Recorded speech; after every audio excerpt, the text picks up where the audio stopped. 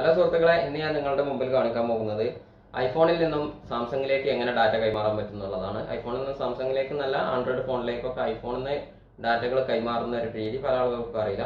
അപ്പോൾ ഇതിന് മുമ്പ് നമ്മൾ ആൻഡ്രോയിഡ് ടു ആൻഡ്രോയിഡ് എങ്ങനെ എല്ലാ ഡാറ്റകളും നമ്മൾ പുതിയൊരു ഫോൺ വാങ്ങുകയാണെന്നുണ്ടെങ്കിൽ എങ്ങനെ ഡാറ്റകൾ കൈമാറുക എന്നുള്ളതിൻ്റെ ഒരു വീഡിയോ ഇതിന് മുമ്പ് ചെയ്തതാണ്.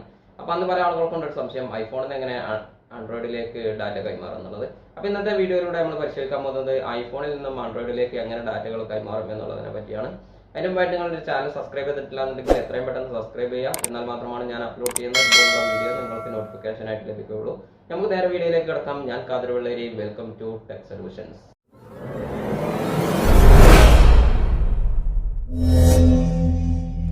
ഹലോ സുഹൃത്തുക്കളെ, എൻ്റെ കയ്യിലൂടെ സാംസങ്ങിൻ്റെ M31s എന്നുള്ള ഈ ഒരു ഫോണാണുള്ളത്. ഐഫോണിൽ നിന്ന് M31siലേക്ക് ഡാറ്റ കൈമാറാൻ വേണ്ടിയിട്ട് നമ്മൾ ആദ്യം സ്മാർട്ട് സ്വിച്ച് എന്നുള്ള ഒരു ആപ്ലിക്കേഷൻ ഫോണിൽ ഇൻസ്റ്റാൾ ചെയ്യണം. അത് ചില ഫോണിലൊക്കെ ഇൻസ്റ്റാൾ ആയിട്ടുണ്ടാകും, പക്ഷേ നമ്മൾ ഇനേബിൾ ചെയ്ത് കൊടുക്കേണ്ടി വരും. അപ്പോൾ നമ്മളതിന് വേണ്ടിയിട്ട് ഇവിടെ സെറ്റിങ്സിൽ പോയിട്ട് സ്മാർട്ട് സ്വിച്ച് എന്ന് സെർച്ച് ചെയ്യാം. അപ്പോൾ നമുക്ക് ഇങ്ങനെ ഒരു ഐക്കൺ കാണാൻ പറ്റും. അതിൽ നമ്മൾ ക്ലിക്ക് ചെയ്തുകൊണ്ട് നമുക്ക് ഡൗൺലോഡ് ആകാത്ത ഫോണാണെന്നുണ്ടെങ്കിൽ ഓട്ടോമാറ്റിക് ഡൗൺലോഡ് ആവും. ഡൗൺലോഡ് ആയിട്ടുള്ളതാണെങ്കിൽ ഓട്ടോമാറ്റിക്കലി ആപ്ലിക്കേഷൻ ഓപ്പൺ ആവുന്നതായിരിക്കും. നമുക്ക് റെഡ്മിൻ്റെ ഫോണുകളോ അല്ലെങ്കിൽ മറ്റ് ഫോണുകളിലൊക്കെ ആണെന്നുണ്ടെങ്കിൽ ഇതുപോലുള്ള ആപ്ലിക്കേഷൻ സമാന്തരമായിട്ടുള്ള സ്മാർട്ട് സ്വിച്ച് എന്നുള്ള ആപ്ലിക്കേഷനല്ല, അതുപോലുള്ള മറ്റ് ആപ്ലിക്കേഷനുകളുണ്ട്. അത് നമ്മൾ ഇൻസ്റ്റാൾ ചെയ്ത് കൊടുക്കുക.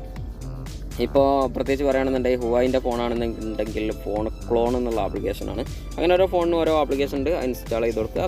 സാംസങ് ആണെങ്കിൽ ഒന്നും നോക്കാമല്ല, സ്മാർട്ട് സ്വിച്ചാണ് ആപ്ലിക്കേഷൻ്റെ പേര്. അപ്പോൾ ഇൻസ്റ്റാൾ ചെയ്തതിന് ശേഷം നമ്മളെടുത്ത് ഐഫോണിൽ നിന്നാണെന്നുണ്ടെങ്കിൽ വയർ ഉപയോഗിച്ചിട്ട് നമുക്ക് ട്രാൻസ്ഫർ ചെയ്യാൻ പറ്റുള്ളൂ. വയർലെസ് ആയിട്ട് ഒരിക്കലും ട്രാൻസ്ഫർ ചെയ്യാൻ പറ്റില്ല. നമ്മൾ ആദ്യം തന്നെ എഗ്രി അടിക്കുക, അതിന് ശേഷം അലോ എന്നുള്ളതിൽ ക്ലിക്ക് ചെയ്യുക, അതിന് ശേഷം റിസീവ് ഡാറ്റ എന്നുള്ളതിൽ ക്ലിക്ക് ചെയ്യുക, അതിന് ശേഷം ഐഫോൺ എന്നുള്ളതിൽ ക്ലിക്ക് ചെയ്യുക. അങ്ങനെ ക്ലിക്ക് ചെയ്ത് കഴിഞ്ഞാൽ നമുക്ക് ടൈപ്പ്-സിൻ്റെ ഒരു കേബിൾ ഇവിടെ കണക്ട് ചെയ്ത് കൊടുക്കുക. മറ്റേ തലത്തിൽ ഐഫോണിൻ്റെ വയറായിരിക്കണം. അപ്പോൾ എൻ്റെ അടുത്ത് ഒന്നിച്ച് ടൈപ്പ്-സി ഐഫോൺ വയറില്ലാത്തത് കൊണ്ട് ഞാനൊരു ജാക്ക് ഉപയോഗിച്ചിട്ടാണ് കണക്ട് ചെയ്തിട്ടുള്ളത്. ഇതുപോലെ നമ്മൾ കണക്ട് ചെയ്ത് കൊടുക്കുക. ഒരു തലക്കൽ ഐഫോണും ഒരു തലക്കൽ ടൈപ്പ്-സിൻ്റെ വയറും. അപ്പോൾ ഒരു ഐഫോണിൻ്റെ വയർ എടുത്തതിന് ശേഷം ടൈപ്പ്-സിൻ്റെ അഡാപ്റ്റർ ഉപയോഗിച്ചിട്ട് നമുക്ക് ഇതുപോലെ കണക്ട് ചെയ്ത് കൊടുക്കാവുന്നതാണ്. ഐഫോണിൽ കണക്ട് ചെയ്യുന്ന സമയത്ത് നമ്മളോട് ഇത് ട്രസ്റ്റ് ചെയ്യണോ വേണ്ടെന്നുള്ളതിൻ്റെ ഒരു ഓപ്ഷൻ വരും. അപ്പോൾ നമ്മൾ ട്രസ്റ്റ് എന്നുള്ളതിൽ ക്ലിക്ക് ചെയ്ത് കൊടുക്കുക. ഞാൻ ഈ ഫോൺ അറബിയിൽ സെറ്റ് ചെയ്തുകൊണ്ട് വസ്തുക്ക് എന്ന് കാണാൻ പറ്റും, അതുകൊണ്ട് വസ്തുക്ക് എന്നുള്ളതിൽ ക്ലിക്ക് ചെയ്ത് കൊടുക്കുക. അതിന് ശേഷം നമ്മൾ സാംസങ്ങിൻ്റെ ലോക്ക് അൺലോക്ക് ചെയ്ത് കൊടുക്കുക.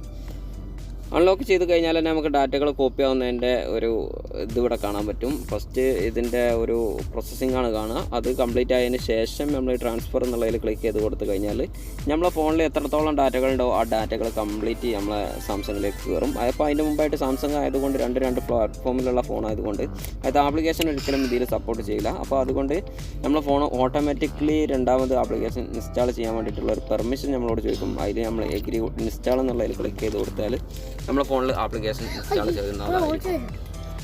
ഇപ്പോൾ നമ്മൾ ഫോൺ ഏതായാലും ഇതിൻ്റെ പ്രോസസ്സിങ് തുടങ്ങിയിട്ടുണ്ട്. ഏകദേശം 21 മിനിറ്റ് എടുക്കും എന്നൊക്കെയുള്ളത് കാണിക്കണ്ടേ. നമ്മളെ ഫോണിലെ ഡാറ്റയ്ക്ക് അനുസരിച്ച് ഉണ്ടാവും അതിൻ്റെ സമയം എടുക്കുന്നത്, മറ്റുള്ള കാര്യങ്ങളൊക്കെ. ഏതായാലും നമുക്കിത് 100 ആവുന്നത് വരെ ഒന്ന് വെയിറ്റ് ചെയ്യാം. ഈ ഒരു മെത്തേഡിലൂടെ നമ്മൾ ട്രാൻസ്ഫർ ചെയ്യുകയാണെന്നുണ്ടെങ്കിൽ നമുക്ക് കംപ്ലീറ്റ് ഡാറ്റകളും കിട്ടും. അതായത് കോൾ ഹിസ്റ്ററി പോലുള്ള, അതുപോലെ തന്നെ SMS പോലുള്ള എല്ലാ ഡാറ്റകളും കിട്ടിയാലും ഇപ്പോൾ നമുക്കത് ഇതിൽ കാണാൻ പറ്റും. ഇത്രയും ഡാറ്റകൾ ഇതിൽ വന്നിട്ടുണ്ടെന്ന് കാണാൻ പറ്റും.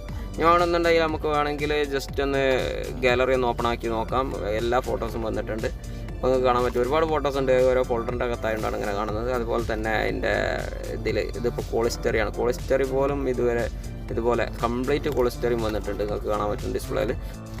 അതുപോലെ തന്നെ കുറച്ച് ആപ്ലിക്കേഷൻ ഇതിൻ്റെ മേലായിട്ട് അപ്ഡേറ്റ് ആവുന്നത് കാണുന്നുണ്ട്. അപ്പോൾ അത് കംപ്ലീറ്റ് ആയി കഴിഞ്ഞാൽ ഇതിൻ്റെ എല്ലാ പ്രോസസ്സിങ് കഴിഞ്ഞ് അപ്പോൾ നമ്മളെ വീഡിയോ ഇവിടെ വൈൻഡപ്പ് ചെയ്യാൻ പോവുകയാണ്. ഈ ഒരു മെത്തേഡ് ഉപയോഗിച്ച് നിങ്ങൾക്ക് ഐഫോണിൽ നിന്ന് ആൻഡ്രോയിഡിലേക്ക് വളരെ സിമ്പിളായിട്ട് ഡാറ്റകൾ കൈമാറാൻ പറ്റും. അപ്പോൾ നമുക്ക് വീണ്ടും കാണാം ഇതിലും നല്ലൊരു അറിവുമായിട്ട്. വീഡിയോ പൂർണ്ണമായി കണ്ട എല്ലാ സുഹൃത്തുക്കൾക്കും നന്ദി.